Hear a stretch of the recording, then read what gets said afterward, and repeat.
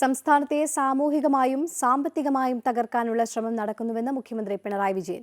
കേരയിൽ പോലെയുള്ള പദ്ധതികൾ നാടിന് ആവശ്യമെന്നും മുഖ്യമന്ത്രി പറഞ്ഞു. നവകേരള സദസ്സ് രണ്ടാം ഘട്ടത്തിന്റെ ഭാഗമായി യുവാക്കളുമായി സംവദിക്കുകയായിരുന്നു മുഖ്യമന്ത്രി. ചലച്ചിത്ര താരങ്ങളായ ബേസിൽ ജോസഫ്, അനശ്വര രാജൻ, അർജുൻ അശോകൻ, ഗായകൻ വിധു പ്രതാപ്, PU ചിത്ര എന്നിവരും പരിപാടിയിൽ പങ്കെടുത്തു. നവകേരള സദസ്സിന്റെ രണ്ടാം ഘട്ടത്തിന്റെ ഭാഗമായുള്ള രണ്ടാമത് യോഗമാണ് തിരുവനന്തപുരത്ത് നടന്നത്.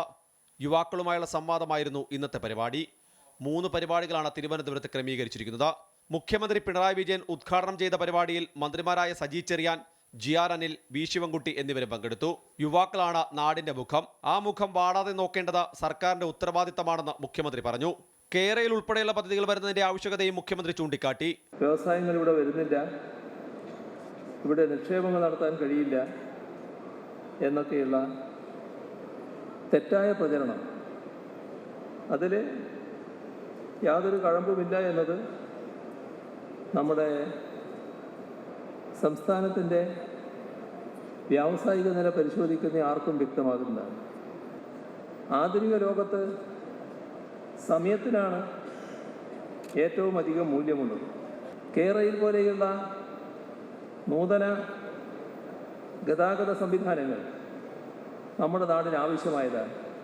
നടനും സംവിധായകനുമായ ബേസിൽ ജോസഫാണ് മുഖ്യമന്ത്രിയുടെ ആദ്യ ചോദ്യം ചോദിച്ചത്.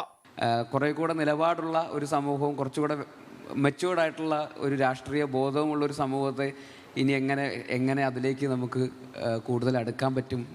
വിദ്യാർത്ഥി സംഘടന ഇല്ലാത്ത ഒരു കലാലയത്തിൽ അവിടെ ഉണ്ടാകുന്ന പല അനിയന്ത്രിതമായ കാര്യങ്ങളും വിദ്യാർത്ഥി സംഘടന കൃത്യമായി പ്രവർത്തിക്കുന്ന സ്ഥലത്തില്ല.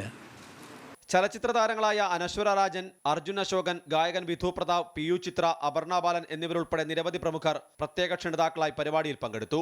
സമൂഹത്തിന്റെ വിവിധ തലങ്ങളിൽ നിന്നായി നിരവധി യുവതീ യുവാക്കളാണ് ഫേസ് ടു ഫേസ് സംവാദത്തിന്റെ ഭാഗമായത്. അമൃത ന്യൂസ്, തിരുവനന്തപുരം.